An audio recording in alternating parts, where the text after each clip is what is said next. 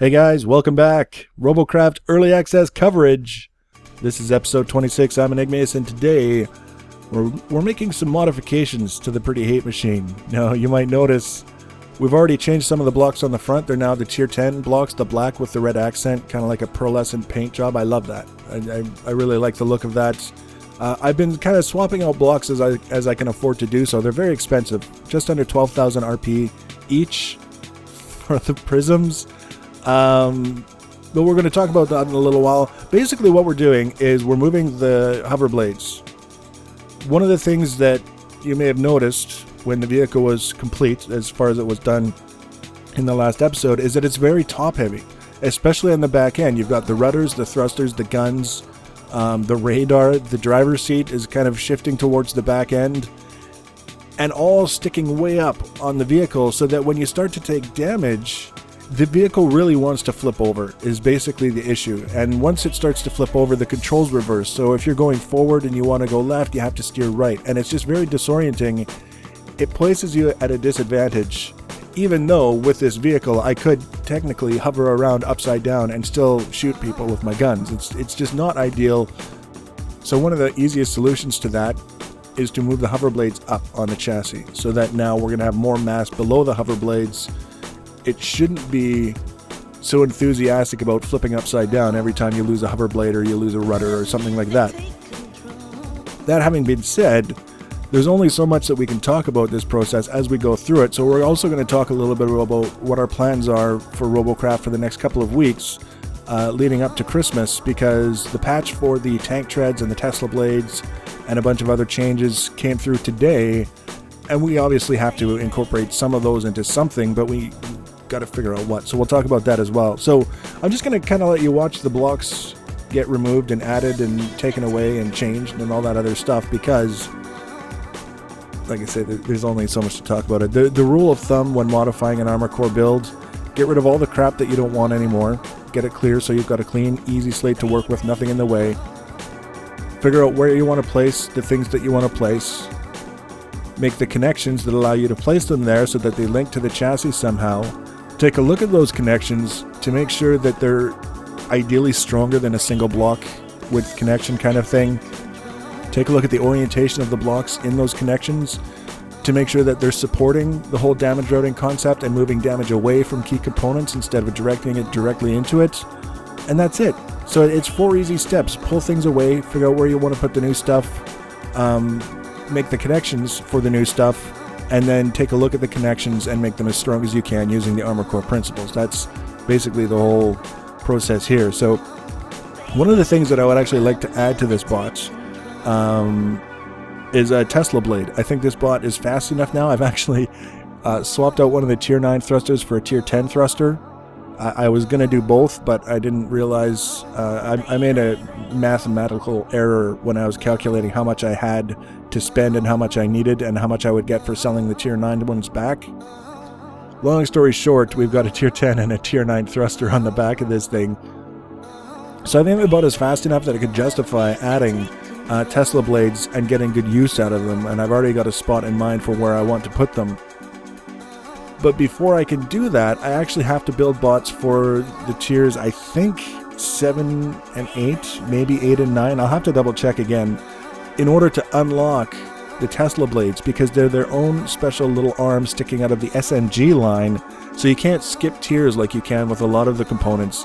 You have to go through and purchase each tier in order to get to the higher tiers. So that's what I'm going to be doing, is we're going to build bots that allow us to do that. We're going to focus on showing the builds for the bots. We're going to talk about what we're building and why. I would like, at least for one of those vehicles, to be a vehicle with tank treads. But I think I might have to build the first vehicle to unlock the treads for the second vehicle. So yeah, it's a thing. Just because I don't have the tech points, not because you need to unlock them all in order. Once we've got those 2 vehicles built, and in the matches, earning the tech points, unlocking the stuff, we're going to come back to this vehicle. We're going to get the Tesla blades on it as best we can. And then I want to build basically a skirt that extends from the spine that we built down around the electroplates, so that you can't shoot directly to hit the electroplates. You can't even see that there are electroplates down there unless you somehow get underneath the vehicle. And then also a hood that extends around the sides and the back of the vehicle so that you can't just shoot directly at core components. The only way to do that would be from the front. So you've got, this is why it was important for me to be able to turn the guns as I was turning the vehicle and saying, you know, turn the vehicle instead of turning the guns. That's why, is because eventually, if everything works out, we're going to have blocks obscuring the guns so that the only way to get to the guns easily is from the front of the vehicle or by shooting through this hood on the back and the sides to get to whatever someone thinks they're going to find in there.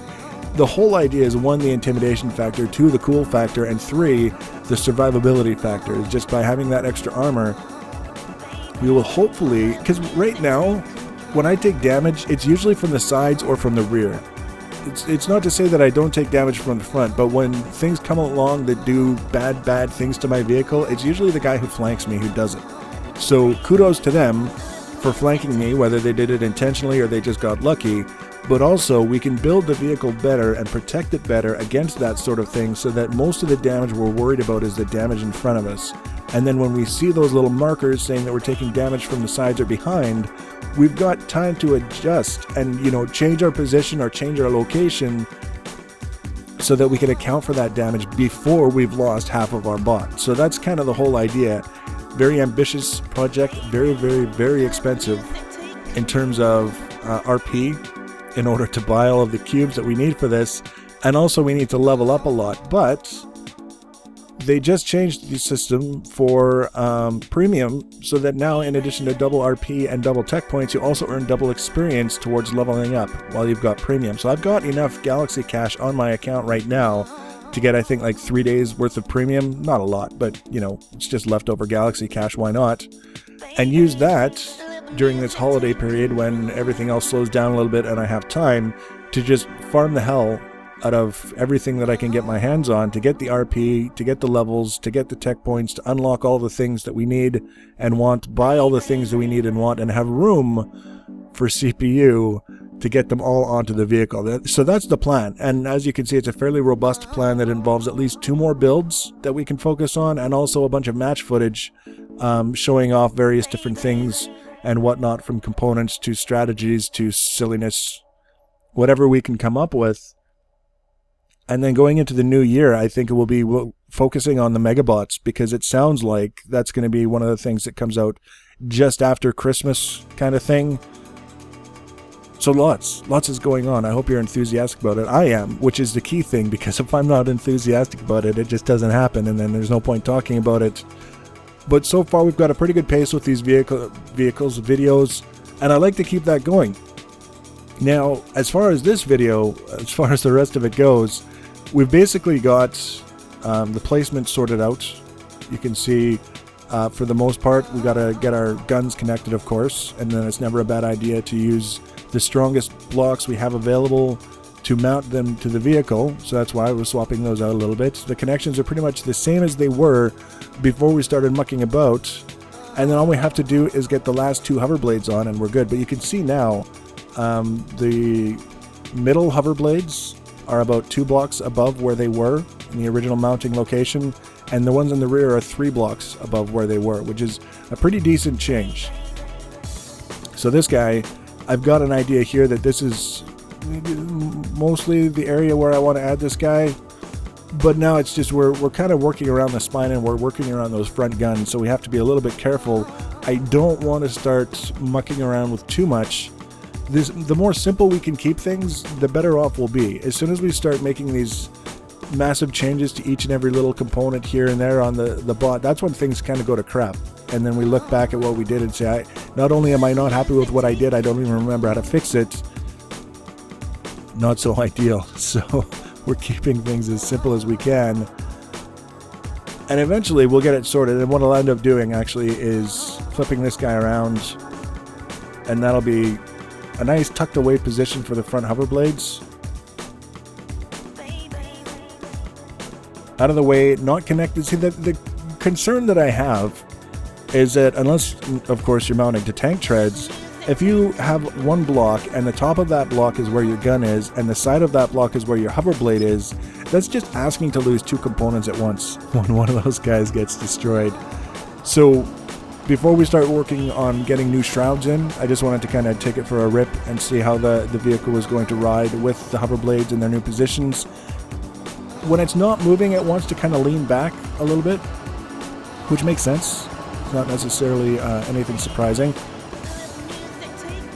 The main thing with that is we want to check at some point to see how it's going to impact our ability to shoot at vehicles that are close to us in the front. Because when we're leaned back, it means that the guns are tipped back, and when they're tipped back, they fire farther away. It's, I mean, pretty simple stuff, right? The basics of the arcing mechanism of the plasma. But as long as that's not too much of an issue, then we're happy. I love using electroplates and skid plates. I've come to appreciate them for that use. And now it's just a little, like I say, do a little bit of testing to see when we aim as far down as we possibly can, where does this plasma fire go? We're not quite down as far as we possibly could be, but you can see we're hovering a little bit up in the air. If this were a match situation and there was a guy closer than what you can see we're able to hit now, the easy solution to hit them would be to drop down, and then we would be hitting just on the ground in front of it. So not that big of a deal with the placement. It looks like it's going to be entirely serviceable. The test was successful. I like where the blades are, and now we just have to build the shrouds around them. I'm not going to keep babbling at you while this happens. We're just going to adjust the music a little bit and let you watch. For those of you who wanted to be kept in the loop of all the modifications, we're just using whatever blocks we have to finish off building the shrouds, and then of course, as we progress, we have the RP. We're going to be swapping them all out for the top tier blocks. It's going to be a pretty gnarly looking vehicle when we're done. So I'll leave you there. I'm going to get to work on figuring out what we're going to do for vehicles to farm the TP that we need for the Tesla blades. And then the next video will actually be match footage of this newly improved pretty hate machine while I'm building the other ones. And we'll be busy with videos for Robocraft throughout the entire holiday season. So I hope you're enthusiastic about that. I am. Very important. If you want to be notified when I add those videos, the easiest way to do that, of course, is to subscribe to my channel and or follow me on the social media. Links for that are in the information section below the video. Please do leave your comments and feedback. We're going to turn up the music. We're going to let you watch the rest of it. We'll see you the next time. Thanks, guys. Take care.